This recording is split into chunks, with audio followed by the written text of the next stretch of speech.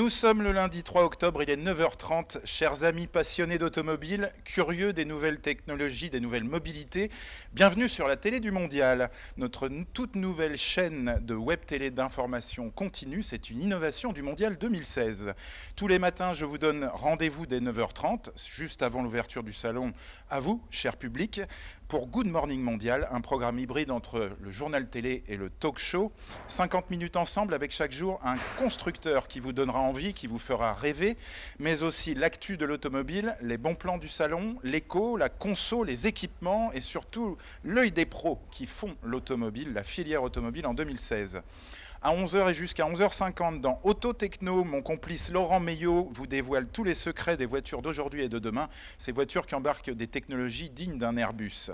À 14h, régalez-vous devant l'auto dans tous ses états, piloté par Nicolas Lefrançois, notre journaliste 3D qui vous emportera dans une émission mêlant le consumérisme, la culture, l'histoire et le rôle social de nos bagnoles. À 17h, on refait le mondial, une émission iconoclaste, pas tout à fait comme les autres, où tout ce qui aura été vécu sur le mondial pendant la journée sera disséqué, analysé, commenté avec la décontraction, l'humour, le recul. C'est 50 minutes de très haut voltage assuré. Je vous présente maintenant nos invités en plateau avec notre premier grand invité, c'est Kia Motors France qui ouvre le bal avec vous. Guillaume de Boudemange, directeur des opérations commerciales. Bonjour. Bonjour. Vous êtes notre fil rouge aujourd'hui. Kia qui déploie un très beau stand bourré de nouveautés, c'est dans le hall 3. On parlera des nouveaux modes d'assurance aussi avec vous. Amina Walter, vous êtes directrice commerciale lelynx.fr. Bonjour, bien connu lelynx.fr. Héloïse Le Goff, rédactrice en chef adjointe, l'Argus de l'assurance. Bonjour Héloïse. Et nous sommes en plateau également avec vous, Éric Saint-Frison, l'Argus de l'automobile. Bonjour. Bonjour Emmanuel. Vous êtes le directeur de l'innovation du groupe Argus. Vous êtes le bienvenu sur notre plateau. Voici maintenant l'actu automobile de ce lundi 3 octobre.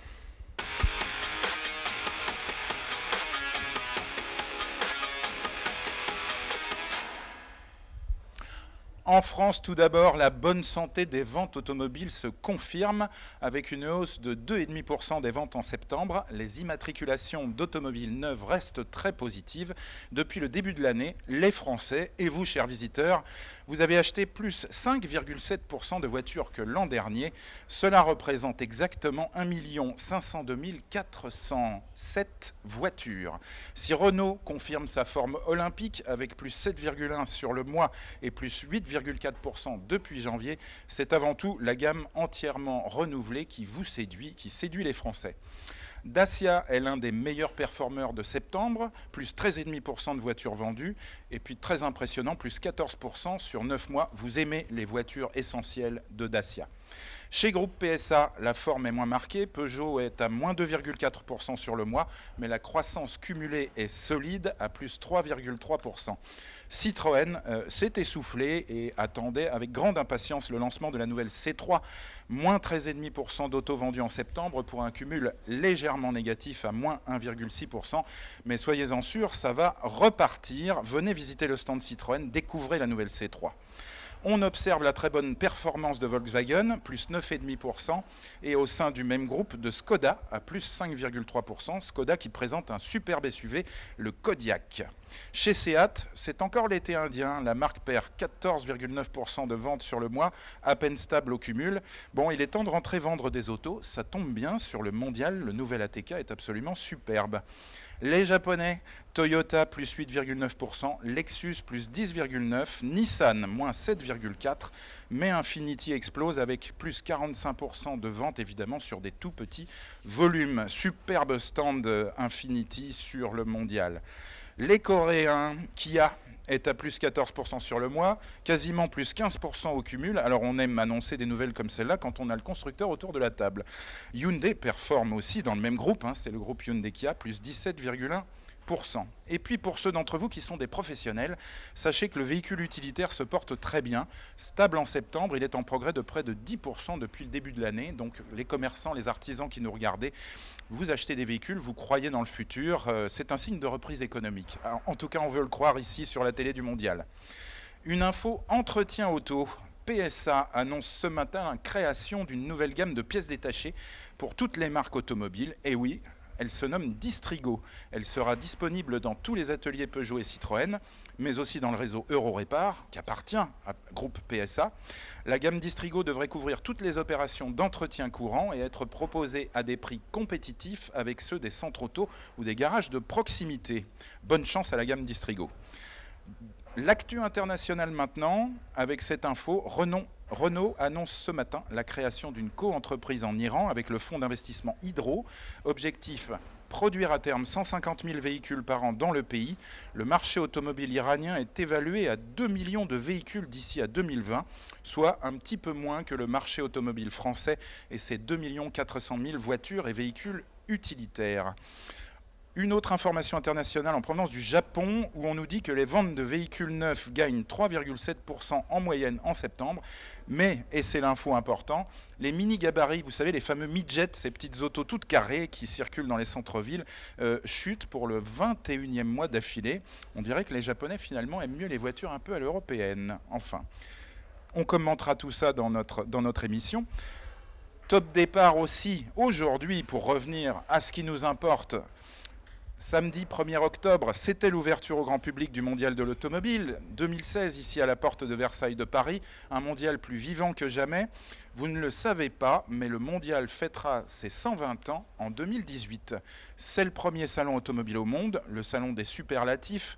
1 million de visiteurs attendus, malgré le contexte difficile pour le pays que vous connaissez tous. Sachez en tout cas que les organisateurs du mondial ont renforcé toute la sécurité.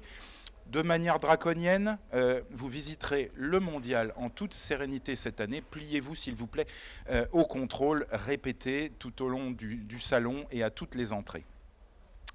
Le Premier ministre Manuel Valls a foulé les moquettes des stands du salon. C'était pendant les journées professionnelles, c'était vendredi 30 septembre, accompagné de Jean-Claude Giraud, le commissaire général du salon, à gauche sur la photo, et de Christian Peugeot à droite.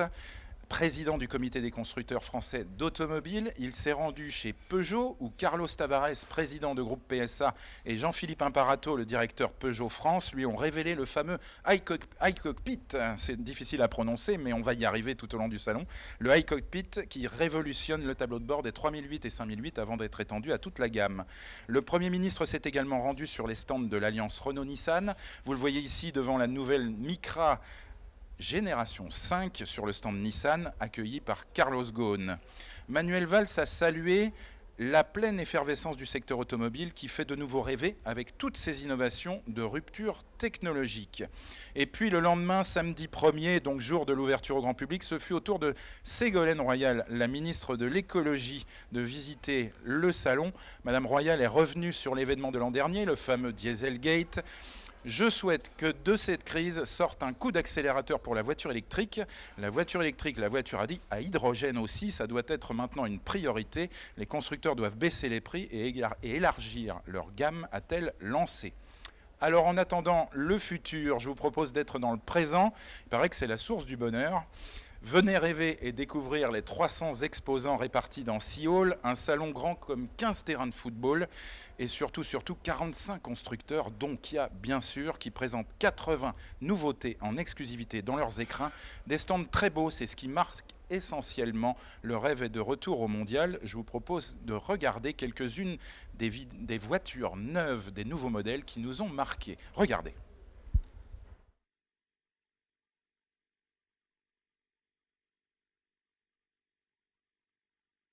Plus tard, ces voitures neuves, on me fera signe pour relancer effectivement la vidéo. Voilà, quelques-unes de ces nouveautés qui nous ont marqué, ça aurait été dommage. Regardez.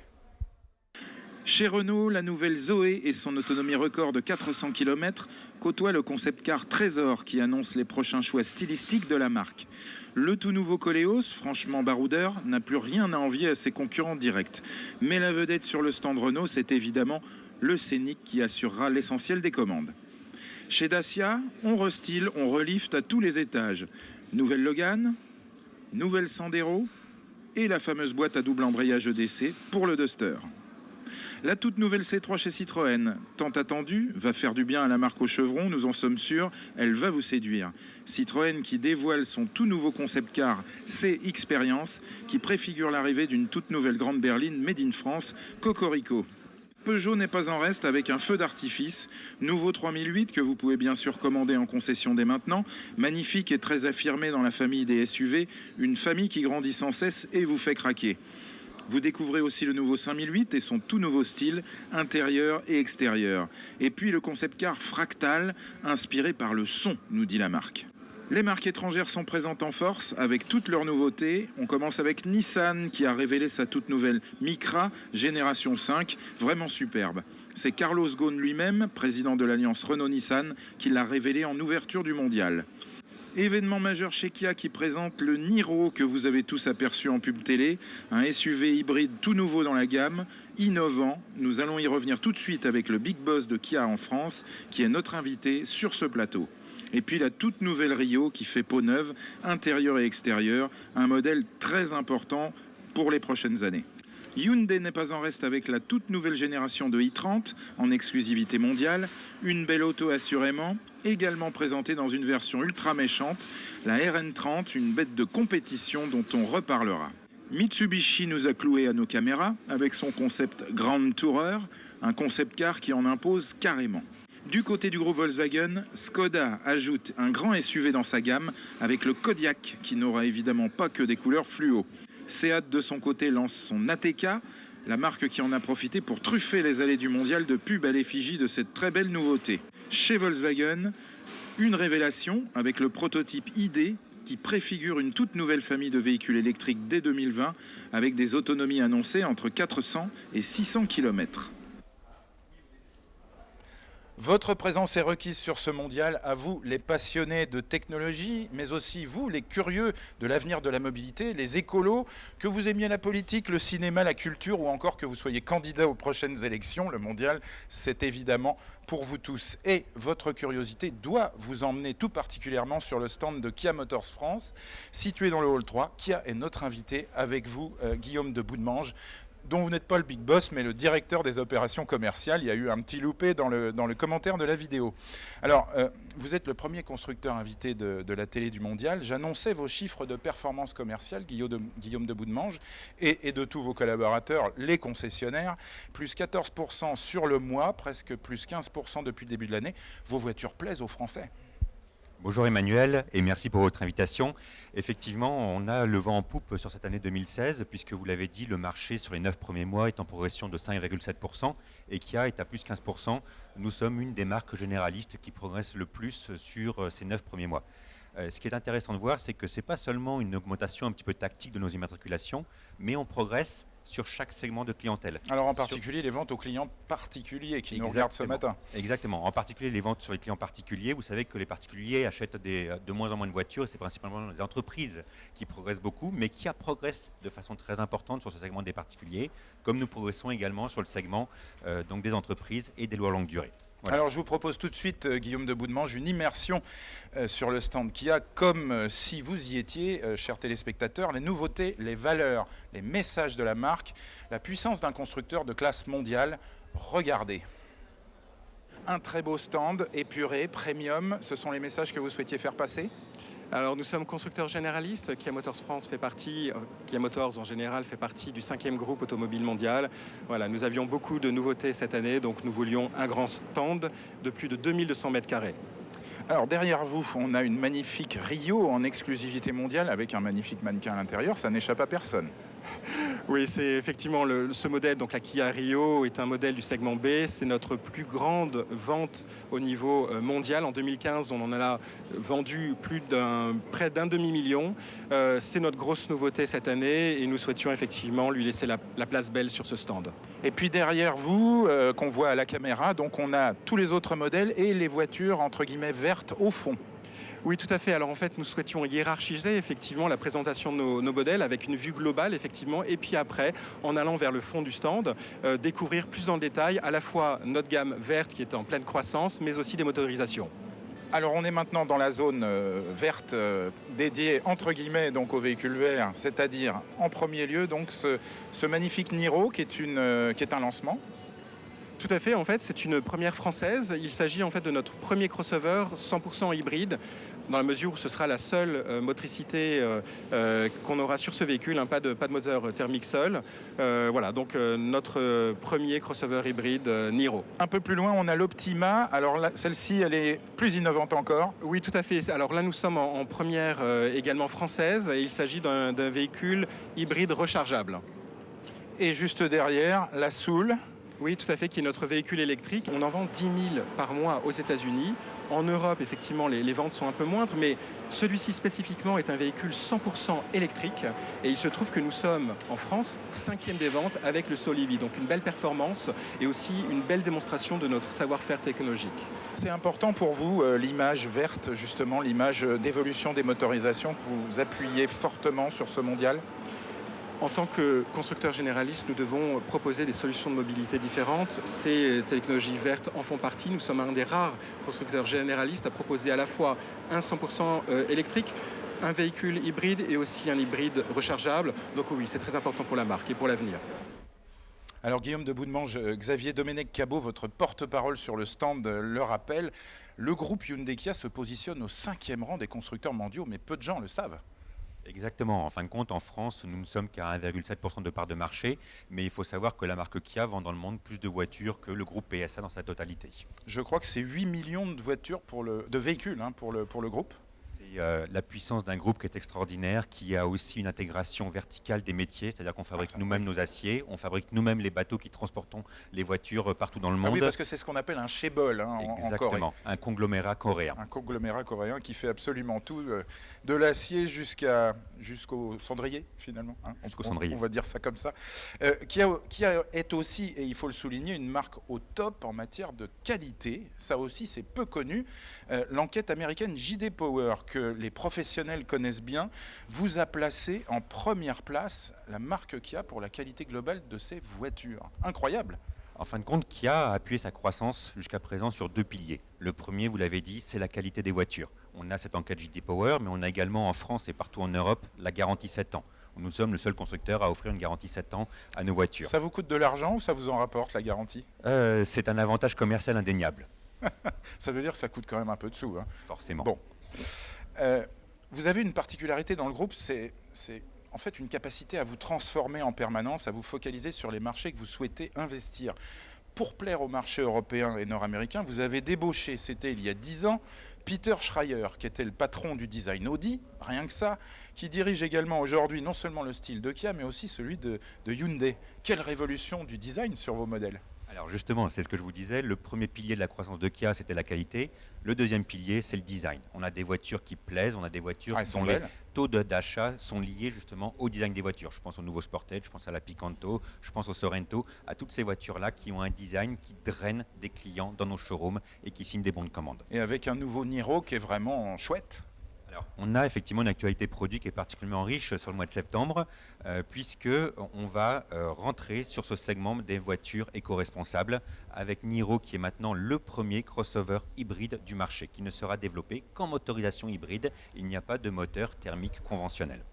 Alors, il y a une chance et une malchance. C'est que ce Niro, il est éligible au bonus de 750 €, mais c'est seulement jusqu'à la fin de l'année. Donc, effet d'aubaine, commandez votre voiture avant la fin de l'année. Dépêchez-vous de commander un Niro et récupérer une partie de vos impôts. Juste un mot sur le côté industriel encore. En Europe, vous avez plusieurs usines. On aime bien le Made in France. Voilà, on sait qu'Arnaud Montebourg vient de présenter sa candidature. Vous êtes Made in Europe pour un certain nombre de modèles. En Slovaquie, à Žilinka, et en Turquie, mais aussi en République tchèque. Quels sont les modèles que vous fabriquez là-bas et que vous vendez chez nous ? Alors à Žilinka, on produit le Venga, donc qui est un petit monospace du segment B. On produit le Sportage, qui est notre voiture la plus vendue, donc un SUV du segment C. Et on produit également la Ceed, qui est une berline du segment C. On a à peu près 50-55% de nos voitures qui sont vendues en France, qui sont fabriquées en Europe. 55%, vous disiez exactement. Voilà. Ça, c'est un argument également à l'heure du choix aujourd'hui. Regardons un petit peu le marché français. Donc, vous disiez tout à l'heure 1,7% du marché français. C'est la position de Kia. 30 000 voitures vendues l'an dernier pour arrondir 29 100 et quelques. Voilà, soyons précis. Quels sont vos objectifs en 2016 ? Alors en 2016, on s'était fixé un objectif de 32 000 voitures, hein, donc une progression raisonnée de 7-8%. Et nous allons certainement finir aux alentours de 33 500, peut-être 34 000 voitures, si ça veut bien sourire d'ici la fin de l'année. Si ça veut bien rigoler, comme on dit dans le milieu. Vous avez déjà commencé à prendre des commandes sur le mondial? Alors nous avons pris des commandes, nous avons une équipe de commerciaux qui sont présents, de nos concessionnaires, qui travaillent depuis samedi matin et qui ont pris un certain nombre de commandes. Et qui récupèrent des leads, ça c'est le plus important. Aujourd'hui, c'est ce qu'on ne sait pas, c'est que les hôtesses sur le salon, non seulement elles sont extrêmement formées aux produits, ça c'est la révolution depuis 10 ans où on avait des hôtesses féminines et masculins qui étaient juste là pour présenter le prix du modèle. Aujourd'hui, elles et ils sont briefés formés sur le produit de manière très précise parce qu'on a des véhicules qui sont complexes, mais aussi pour récupérer des leads. Alors, si vous le voulez, donnez vos coordonnées, vous serez recontacté par la marque et par Kia en particulier pour des propositions commerciales alléchantes, j'imagine. Juste un focus sur les voitures vertes à faible émission qu'on a vu, hein, donc c'est au fond du stand à gauche, un espace très qualitatif où on est renseigné également sur l'évolution des motorisations. Ça m'a beaucoup intéressé. On a toutes les motorisations qui sont exposées avec les infos qui vont bien quand on est un peu passionné de technologie. Vous maîtrisez chez Kia les 3 technologies de dépollution majeures, l'hybride rechargeable et le 100% électrique. Et là encore, on ne vous attendait pas là-dessus. Exactement, donc ce troisième pilier de la croissance de Kia, ça va être ces voitures éco-responsables avec, comme vous l'avez dit, un soul électrique qui cette année bat tous ses records de vente. On a des volumes de vente qui progressent de 50% par rapport à l'année dernière. Mais c'est fou parce que le soul, quand il est resté thermique, il chutait. Et là, une deuxième jeunesse. Et là, exactement, une deuxième jeunesse. L'électrique et la jouvence du soul. Et il se vend plus de soul électrique que de soul thermique. C'est quand même un signe du marché quand on propose la même voiture avec 2 types de motorisation différentes. Et bien là, on voit que l'électrique se vend plus que les voitures thermiques. Alors, je voudrais faire réagir nos invités sur le plateau. Mesdames, Héloïse, Amina, connaissez-vous la marque Kia? Qu'en pensez-vous? Votre avis de consommatrice, pas forcément éclairé d'ailleurs. Amina, peut-être un petit mot sur Kia?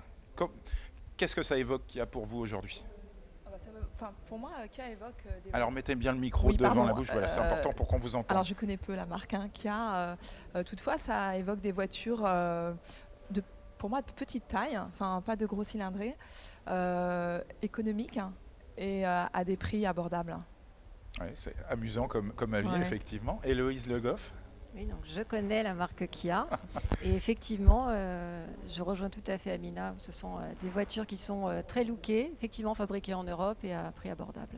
Ouais, donc vous avez toutes les deux une bonne image de la marque. Alors, si vous détestiez la marque, vous ne l'auriez sûrement pas dit aussi. Éric Saint-Frison, pour l'Argus, alors évidemment, vous êtes un grand spécialiste des voitures. C'est comme tous les anciens, mais je connais la marque. Ce qui est intéressant avec Kia ou Hyundai d'ailleurs, c'est le fait qu'il y a une quinzaine d'années, c'était des marques absentes du marché et qu'aujourd'hui, elles occupent à elles deux plus de 3%, près de 4% du marché français. Donc ça a forcément ça a coûté des ventes à d'autres constructeurs et j'en connais quelques-uns. Donc non, c'est un groupe de marques extrêmement intéressant et qui apporte des solutions techno, design, absolument en phase avec le marché. C'est du sérieux, c'est du solide. On a l'impression que vous nous faites le coup des Japonais il y a 20 ans. Guillaume de Boudemange.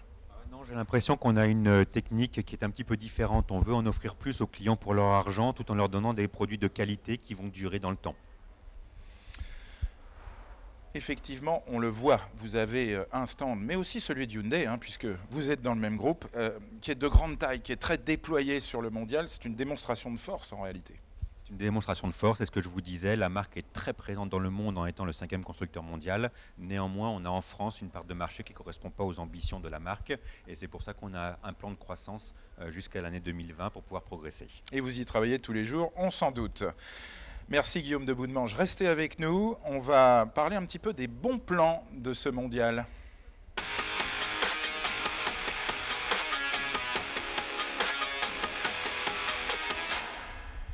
Le mondial de l'automobile s'invite directement chez vous, exactement comme si vous y étiez, c'est-à-dire en immersion totale. C'est ce que vous avez réalisé avec les organisateurs du mondial. Éric Saint-Frison, vous êtes directeur de l'innovation du groupe Argus. Vous avez filmé les stands avec des caméras 360 degrés. Racontez-nous.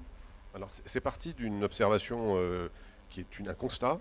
Aujourd'hui, immerger les visiteurs des sites internet ou des outils digitaux dans une vue complètement panoramique des environnements est quelque chose qui devient presque obligatoire. Donc nous avons, avec une agence spécialisée dans ce domaine, conclu un accord et que nous avons proposé à AMC, l'organisateur du Mondial de l'automobile, pour permettre à tout le monde, lorsqu'on sera revenu du salon ou avant d'aller au Mondial, de se faire une idée de ce à quoi ressemble cet environnement. Donc nous avons réalisé des prises de vue à 4 mètres de hauteur dans tous les carrefours de toutes les allées du salon où il y a des exposants automobiles. Alors avec des drones, Non, avec des appareils photo très très haute qualité. C'est une technologie très complexe qui permet de reconstituer ensuite une photo panoramique, dans laquelle vous pouvez naviguer, vous déplacer.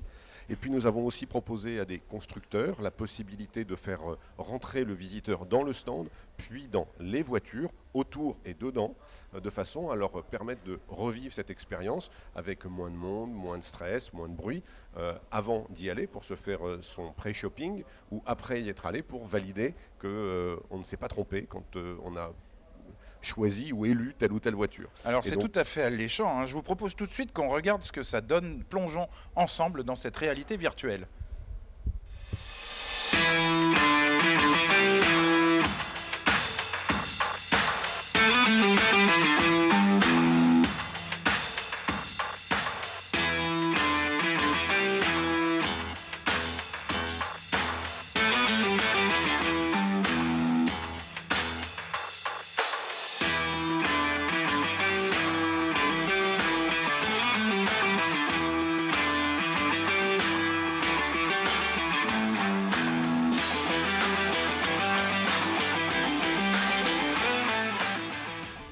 Alors Eric, c'est magnifique, on s'y croit, et ça sans pour autant être équipé de manière extraordinaire. Mais je crois qu'on peut rajouter, vous avez amené un casque de réalité virtuelle, quand on en a un. J'ai amené différentes choses. D'abord mon smartphone, parce qu'en fait la visite elle peut se faire sur un smartphone, elle est totalement possible sur un support mobile, elle est possible sur son ordinateur.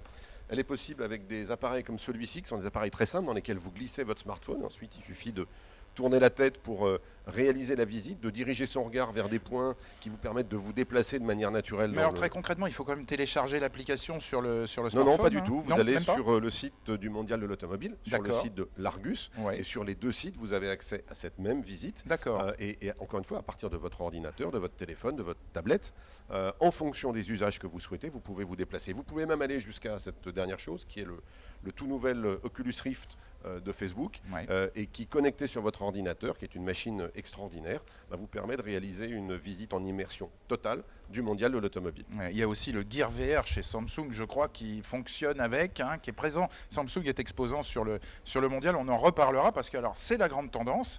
Tout le monde, tous les constructeurs presque, enfin les majeurs, en tout cas les Français et d'autres, proposent des immersions de réalité virtuelle. C'est indispensable aujourd'hui. Je constate que chez tous les grands constructeurs, ou presque, il y a une expérience d'immersion extrêmement intense. Chez Peugeot, c'est magnifiquement fait. Chez DS, c'est absolument superbe. Chez Seat, ils ont aussi investi beaucoup de ressources sur cette expérience. Plein d'autres ont réalisé ce type de démonstration pour permettre au public de s'engager dans une découverte profonde du véhicule ou des véhicules. Vous le savez, les marques travaillent aussi sur des solutions de ce type dans les réseaux de distribution pour permettre aux concessionnaires et leurs clients de découvrir plus de modèles, plus de gammes, plus de versions. Donc on est dans une explosion des solutions d'immersion et on a voulu, nous à l'Argus, s'associer avec le Mondial pour permettre au plus grand nombre de découvrir ce genre de technologie. Oui, et ce service, donc la Vision 360, la visite immersive du salon, sera en ligne à 13h pile aujourd'hui, c'est promis. Merci beaucoup Eric Saint-Frison. Merci. Simplement une petite info, parce que le groupe Argus est un producteur d'informations extrêmement fiable et renommé dans la profession, connu du grand public aussi, le journal L'Argus. Vous avez mené une enquête, puisqu'on parle de technologie, sur la voiture connectée, la voiture autonome, et surtout la perception des Français de cette voiture connectée autonome. En 30 secondes, les résultats. Alors, les résultats non, mais rapidement, ce qui est sûr, c'est que les Français, et je pense qu'on va en parler juste après avec vos deux intervenantes, les Français ne sont pas prêts à révéler la façon dont ils conduisent s'ils ne sont pas récompensés. Ils sont prêts à partager un certain nombre de données si on leur donne une compensation pour la fourniture de cette information. Et ça sera une étude publiée dans l'Argus, bien évidemment. On dit quand ? aujourd'hui ou demain. Aujourd'hui ou demain. Bon, bah écoutez, à vos kiosques ou à vos sites internet sur l'Argus.fr. Merci beaucoup Éric Saint-Frison. Place à l'économie de l'automobile avec notre spécialiste.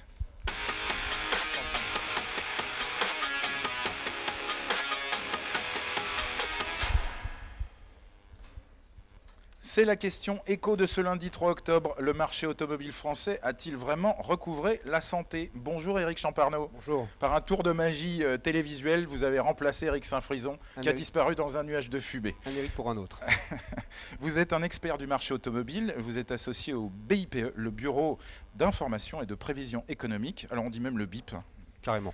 Le marché automobile a-t-il vraiment recouvré la santé, Éric Champarneau? Il la recouvre, ça va mieux. On est en croissance depuis 2 ans. Ensuite, comme je le dis assez régulièrement, on peut regarder la bouteille à moitié pleine. Donc on est en croissance, c'est indubitable. La bouteille à moitié vide, c'est qu'on était à 2,3 millions il y a quelques années encore et on est seulement qu'à 2 millions aujourd'hui. À peine 2 millions, À hein, peine on n'est pas sûr qu'on va les faire. Vous croyez? Si, oui, quand même. C'est votre petit doigt qui vous l'a dit? Nos modèles, beaucoup de travail, d'expérience et puis des informations, beaucoup d'informations des constructeurs. On regarde un petit peu la dynamique promotionnelle, la dynamique des prises de commande, juste ce qu'il faut pour arriver à 2 millions. Ouais, Pas beaucoup plus, vous avez raison. Mais alors il y a un phénomène dont on s'aperçoit, c'est qu'aujourd'hui il y a très peu de voitures qui se vendent sans promotion agressive. C'est pas vraiment nouveau. Hein. Oh, ça fait longtemps, mais alors aujourd'hui c'est tous les mois. Hein.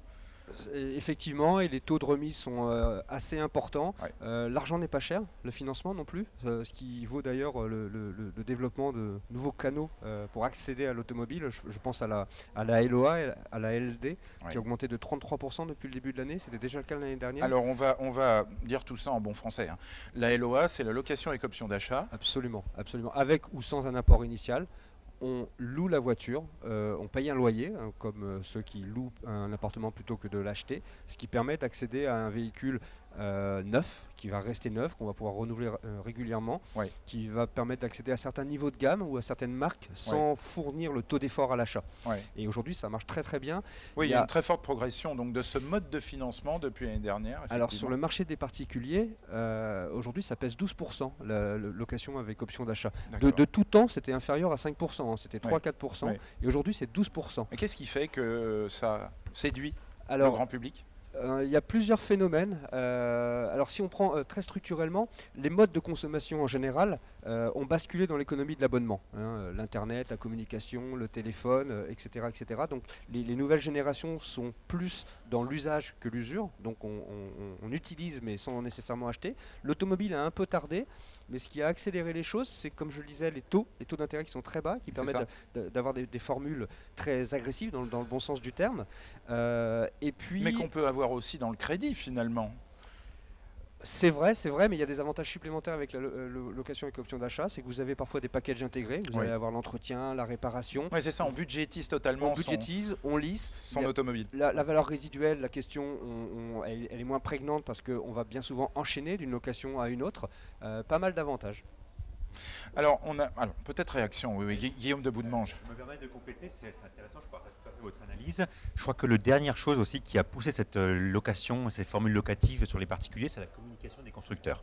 C'est-à-dire que nous, par exemple, nous ne communiquons plus jamais sur un prix catalogue, nous communiquons uniquement sur ce coût de détention, ce coût de location, et on a un Sportage à 297 € par mois, et vous ne voyez plus Sportage à partir de 24 000 € à la fin de communication. On voit effectivement tout le temps cette communication-là, qui permet de donner accès à un véhicule neuf, certains clients qui jusqu'à présent étaient exclus un petit peu de ce marché des voitures neuves. Oui, mais il y a aussi un autre argument, hein. Je crois qu'on peut le dire, les véhicules étant aujourd'hui très fiables, le marché de l'occasion étant élevé en France, hein, les prix des occasions sont élevés, on est capable de prévoir finalement une valeur dite résiduelle, c'est-à-dire la valeur du véhicule au bout de 3 ans ou de 4 ans, qui permet de minorer le coût de détention. Hein. Enfin, j'ai dit ce que vous deviez dire quelque part. Oui, mais c'était très bien dit. Est-ce que vous confirmez votre honneur ? Je suis obligé de confirmer, effectivement.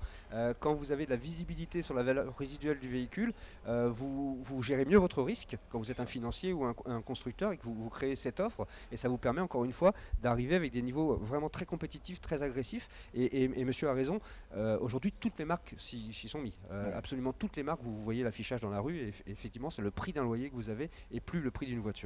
Alors, vous dites en synthèse, le marché français recouvre la santé, grâce aux produits, parce qu'on a vraiment Un festival de nouveautés permanente chez les constructeurs. Et ça va continuer, et ça va continuer. Et on le voit bien sur ce mondial. Un petit bémol quand même, pour être bien réaliste, et puis pour voir qu'on a encore de la Oui, croissance parce que devant faut nous. dresser un portrait idyllique quand même du marché. Oui, alors c'est la fête, le salon c'est vraiment, on a les étoiles plein les yeux. il y a Et oui, beaucoup- mais la télé du mondial, on doit la vérité. et absolument. Alors la vérité, c'est que, je reviens sur la bouteille à moitié vide, c'est que cette croissance de 5,7%, elle est tout de même essentiellement portée par les entreprises, le canal entreprise. Ouais. La demande procède On des parlait entreprises. tout à l'heure des commerçants, des artisans, dont certains nous regardent aujourd'hui, qui sont eux acheteurs, qui Absolument. renouvellent leur flotte. Alors, quelques chiffres.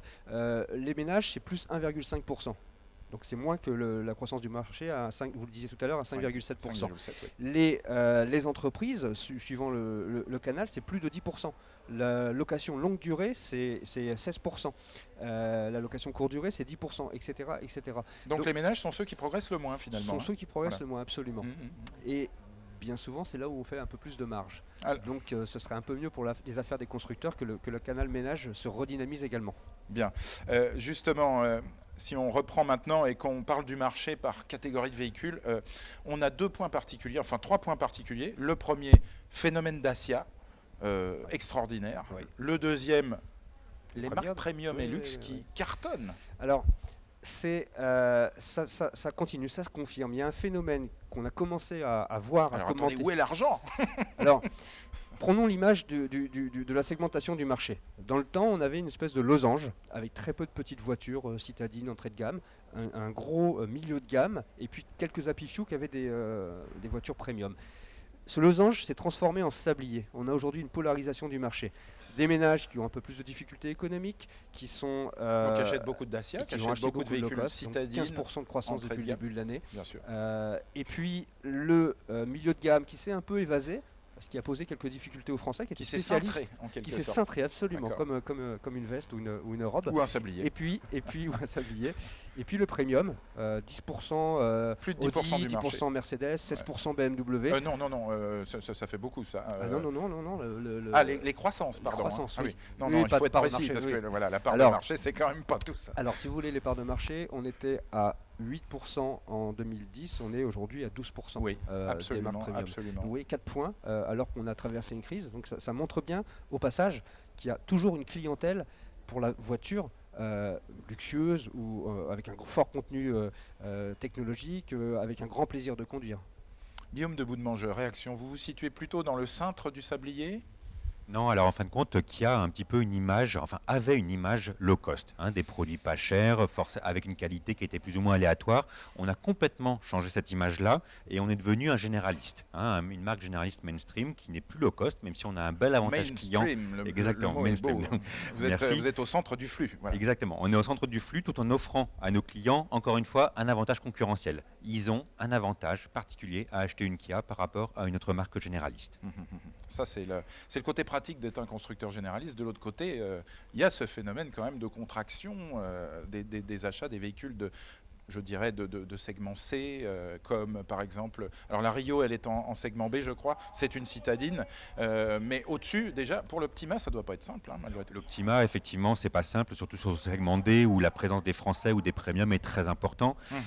Néanmoins, c'est là où justement on va arriver avec une technologie qui est différente, avec une Optima plug-in Toujours hybride. se différencier. Voilà. Exactement. C'est Voilà. c'est la recette du succès. Le slogan de la marque Kia, c'est le pouvoir de surprendre. Et donc, du coup, on va aller surprendre nos utilisateurs en offrant des choses que nos concurrents ne proposent pas. Bon, et en même temps les rassurer avec la garantie 7 ans. Voilà.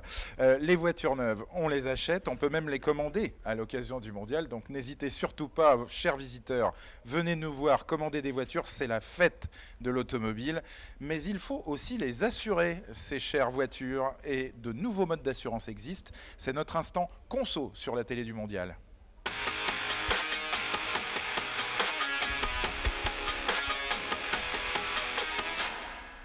Avec vous, Héloïse Le Goff, l'Argus de l'assurance, et Amina Walter, le lynx.fr. Alors on aborde ce sujet qu'on voit beaucoup en pub télé, l'assurance dite à l'usage, à ma guise évidemment.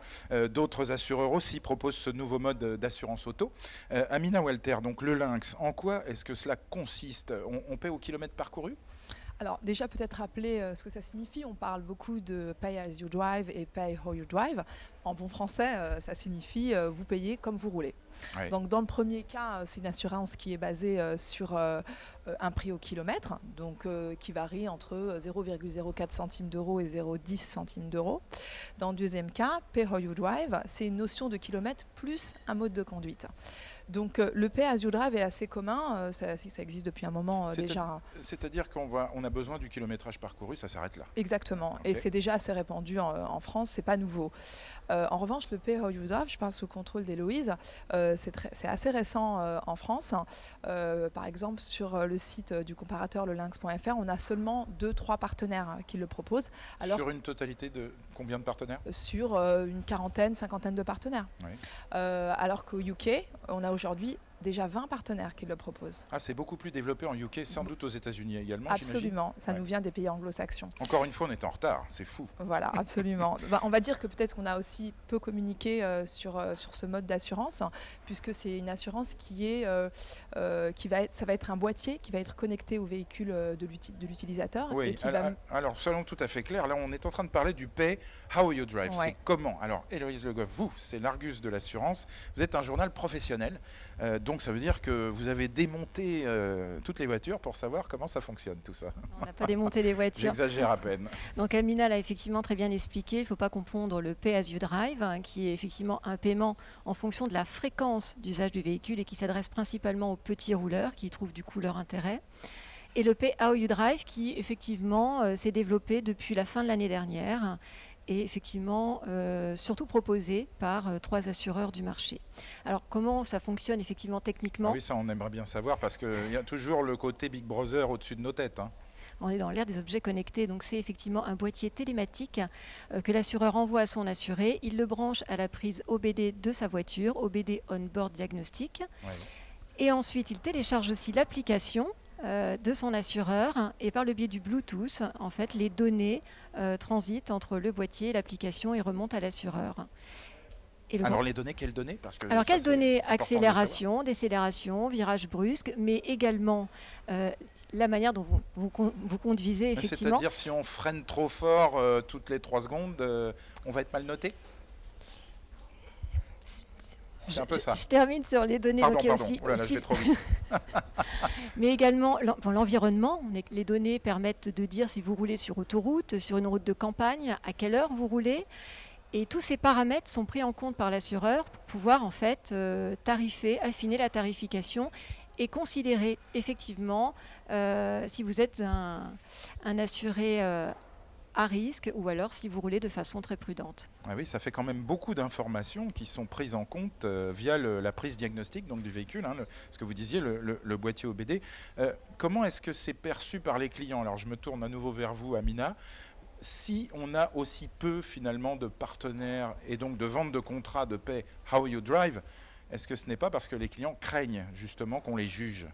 Alors, disons qu'on a évidemment, comme dans toute offre, des avantages et des inconvénients.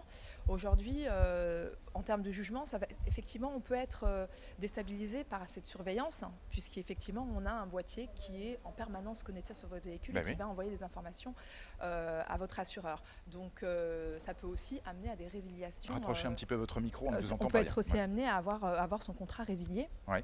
En plus, ah oui, voilà, ça c'est le Absolument. gros risque quand même. Ça peut être, exactement. Donc, c'est pour ça que cette offre... Vous souscrivez un contrat et puis on vous dit, bah non, vous conduisez pas assez bien. C'est pas tout à fait ça. Disons que lorsqu'on souscrit à ce type de contrat, on prend en effet la mesure du fait que vous êtes un bon conducteur. Donc vous devez être un bon conducteur. Alors de préférence pour avoir des primes intéressantes, être un jeune conducteur, on va dire moins de 7 ans de permis. De permis, ah voilà. Alors c'est une cible d'un de nos partenaires que je peux peut-être nommer, qui est Direct Assurance. D'accord. C'est Oui, moins oui, de 7 ans de... Si vous en nommez un autre après, vous avez le oui, droit. alors on a aussi par exemple Alliance qui lui va ouvrir ses offres à... Ça y est, ouf, c'est pas de la pub. Non, à des conducteurs entre 30 et 50 ans qui sont très à l'aise avec les nouvelles technologies et très à l'aise avec leur mode de conduite. Mais lorsque vous souscrivez à ce type d'assurance, vous savez que vous devez être un bon conducteur. Donc ce que disait Héloïse... C'est-à-dire au niveau du bonus, ça fait combien ça? 0,50 obligatoire? Non, en fait 0,50 c'est moins intéressant pour vous parce que vous avez déjà une prime qui est faible. Donc la marge... Donc il ne faut pas être très très bon alors. Il faut être bon mais pas très très bon. Exactement. Donc du coup, aujourd'hui, si vous êtes un bon conducteur, vous roulez peu. Alors ça, c'est un critère très important parce qu'il faut rouler moins de 7000 km à l'année. Ah bon? Voilà. Donc Héloïse.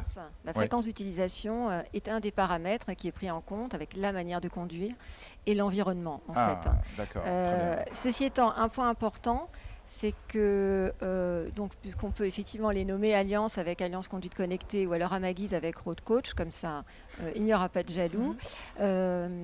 Merci. Ne pénalise pas, c'est important de le dire, ne pénalise pas les mauvais conducteurs, mais récompense à l'inverse les bons conducteurs avec des réductions. Parce qu'on était en train d'avoir peur. C'est important, sauf effectivement pour les jeunes conducteurs. Donc là, c'est le segment choisi par Direct Assurance, qui est une filiale d'AXA.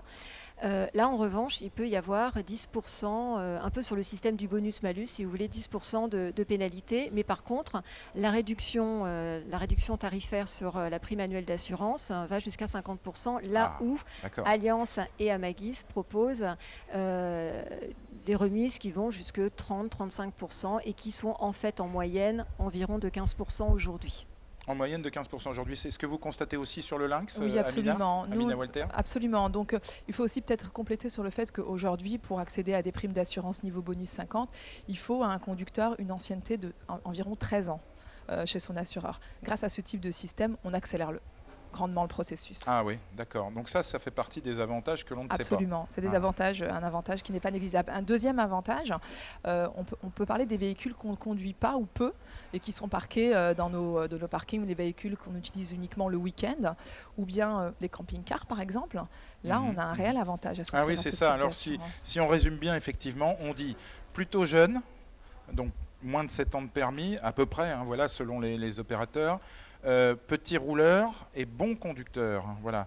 Ça fait quand même pas tout le monde, il faut bien le dire. Ça concerne pas tout le monde, Héloïse. Oui, mais tous les assureurs s'y intéressent effectivement pour notamment adresser cette cible des jeunes conducteurs qui payent quand même très cher d'assurance. Et donc à ce titre-là, les objets connectés peuvent s'avérer très vertueux à l'avenir pour réduire considérablement le montant des primes.